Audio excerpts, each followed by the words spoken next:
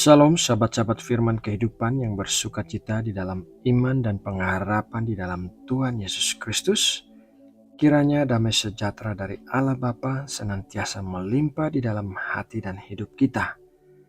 Sahabatku, seperti biasanya mari kita berdoa sebelum bersaat teduh.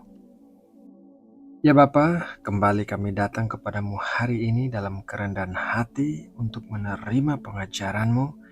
Berikanlah kami makanan rohani yang akan menguatkan roh dan jiwa kami, serta jauhkanlah kami dari hati yang keras dan jahat. Lindungilah kami dari hal-hal yang akan mengalihkan fokus kami saat kami mendengarkan firman-Mu.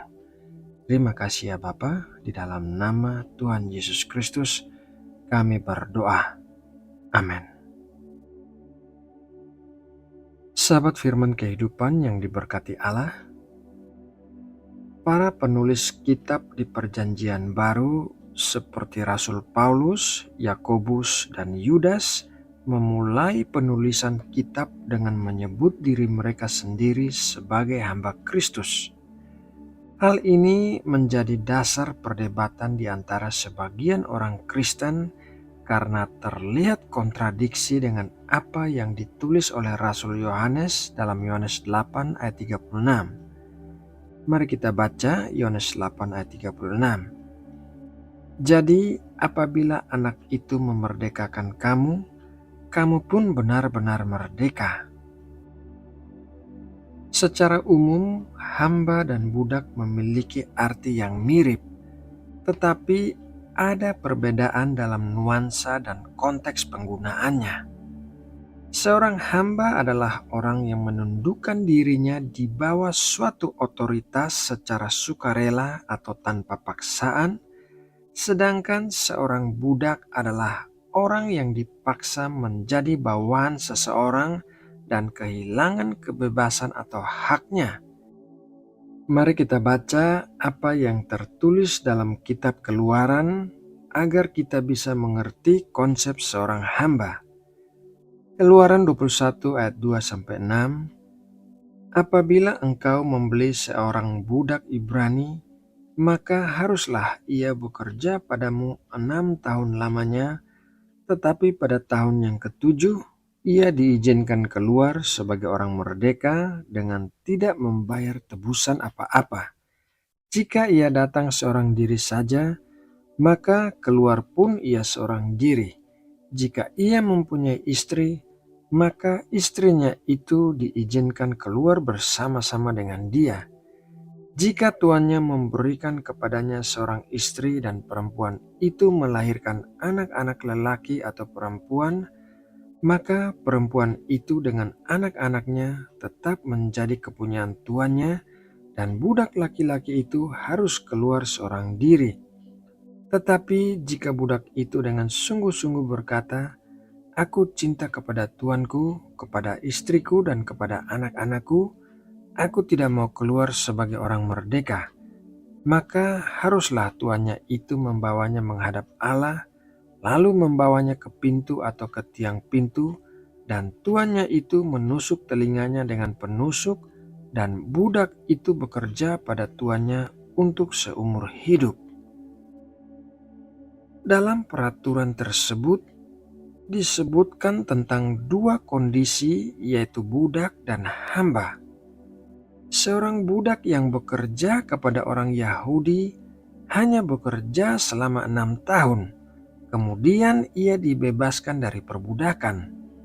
Tetapi apabila tiba waktunya ia dibebaskan dan ia menolak pembebasan itu karena ia mengasihi tuannya atau mengasihi istri dan anak-anak yang didapatkannya sewaktu bekerja pada tuannya, maka ia bisa memutuskan untuk menjadi seorang hamba yang bekerja pada tuannya untuk seumur hidup.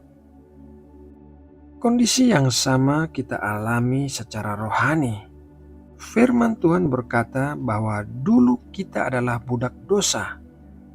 Mari kita baca dalam Efesus 2 ayat 1-2. Kamu dahulu sudah mati karena pelanggaran-pelanggaran dan dosa-dosamu. Kamu hidup di dalamnya karena kamu mengikuti jalan dunia ini, karena kamu mentaati penguasa kerajaan angkasa, yaitu roh yang sekarang sedang bekerja di antara orang-orang durhaka. Setiap manusia terlahir sebagai budak dosa. Ia terikat oleh dosa keturunan yang didapatkan sebagai akibat kejatuhan Adam dan Hawa. Dan hukuman dosa adalah kematian, yaitu kematian secara rohani atau dengan kata lain, keterpisahan dari Allah sampai selama-lamanya. Akan tetapi, Kristus datang untuk membebaskan kita dari status kita sebagai budak dosa. Mari kita baca Efesus 2 ayat 4-5. Tetapi Allah yang kaya dengan rahmat, oleh karena kasih-Nya yang besar yang dilimpahkannya kepada kita, telah menghidupkan kita bersama-sama dengan Kristus, sekalipun kita telah mati oleh kesalahan-kesalahan kita. Oleh kasih karunia kamu diselamatkan. Apabila kita menerima Kristus sebagai Tuhan dan Juru Selamat kita secara pribadi, maka kita menjadi orang-orang yang dimerdekakan dari perbudakan dosa.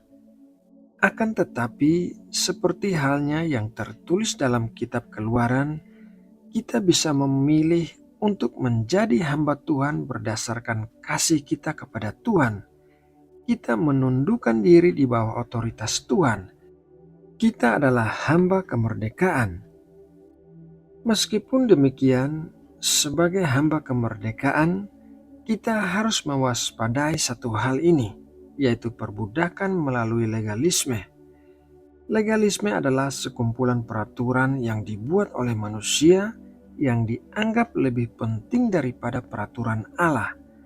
Legalisme dengan kata lain adalah tradisi. Bangsa Yahudi menambahkan 613 hukum dalam Taurat yang terdiri dari 248 perintah untuk dilakukan dan 365 larangan. Contohnya, salah satu hukum dalam Perjanjian Lama adalah jangan bekerja pada hari Sabat.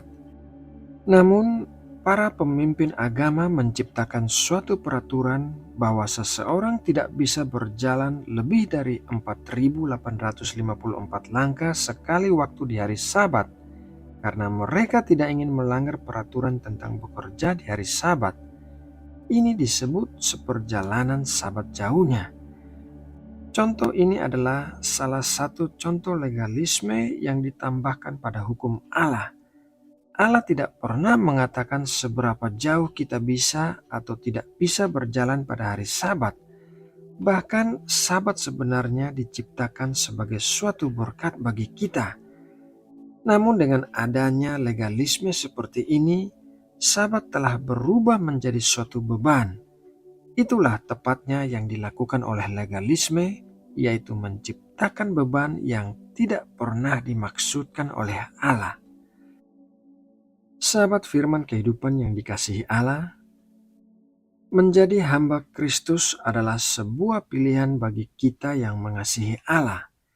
Kita menundukkan diri di bawah otoritas Allah dan memanggil Dia sebagai Tuhan kita. Seorang hamba Kristus adalah hamba kemerdekaan, bukan budak dosa, karena Kristus telah memerdekakan kita dari perbudakan dosa dan maut.